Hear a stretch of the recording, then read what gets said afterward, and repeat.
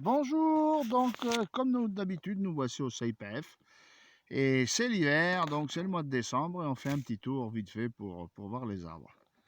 Donc là, j'étais tombé ce printemps, j'avais remarqué qu'il y avait un arbre qui a été mort à cause d'une maladie spécifique euh, qui, selon moi, c'est le Phytophthora ou le Botrytis, le Verticillium dahlia. Voilà. Donc je l'ai retrouvé l'arbre. Ce printemps, j'avais pas le temps de le filmer. Et on voit bien qu'il a complètement séché. Pourtant, c'est un bel arbre. Hein. C'est un arbre qui faisait presque 2 mètres de hauteur. Il a séché en une semaine. On voit bien, regardez, tout est sec. Il n'y a plus rien à faire.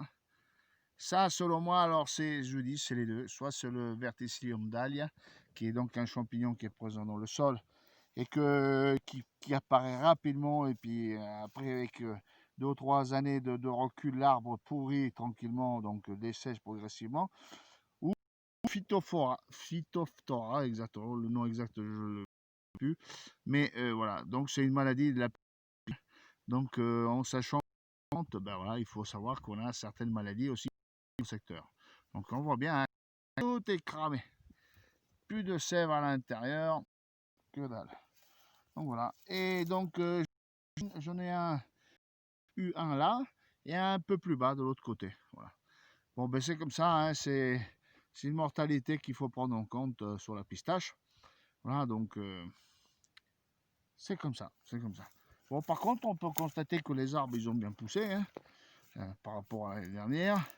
On a eu beaucoup d'eau au printemps et ça y a fait, ça y a fait. Regardez la charpente, hein. On commence à avoir des beaux spécimens. Là, c'est la blanche de Provence. Voilà. Et puis, il y en a certains qui commencent vraiment à avoir de l'envie. Regardez le pied là, je vais mal. Et puis, ben, ma foi, même sur la blanche, commence à voir les bourgeons floraux. Il y a des bourgeons floraux sur la blanche. Donc, signe que l'année prochaine, on doit pistache. On en a déjà eu quelques-unes hein, sur la blanche cette année. Bon, ben, c'était vraiment infime. Mais là, on commence à voir vraiment qu'il y a des bourgeons floraux. On n'est pas qu'un. Les autres arbres aussi. Celui-là, il est pas mal non plus. Regardez. Aussi un bon portement. Il faut que je le taille un peu là, parce que celui-là, il est un peu en berzingue. Il en a beaucoup de branches. Donc ça tombe bien, je vais y faire un harmonnage. Voilà. Donc, vous voyez, on a des fleurs. Voilà. Elles sont là. Donc voilà, hein. Donc c'était un petit tour d'horizon vite fait. Hein, pour vous faire voir vers le 15, vers le 15 décembre les arbres comme ils sont. Et regardez, au lointain, on les voit. Il commence à y avoir des beaux arbres, des beaux spécimens, même sur la blanche. C'était un peu long hein, à se mettre en place. Mais là, on commence vraiment à avoir des beaux pépères. Voilà. Pépères qui font 2 mètres là.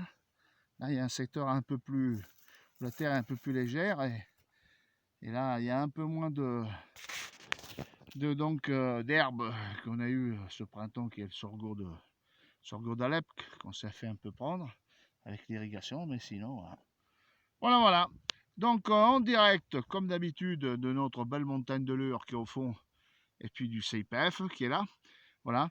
Nous, le pistacher, vous souhaite des bonnes vacances, encore en période de. Voilà, merci, au revoir.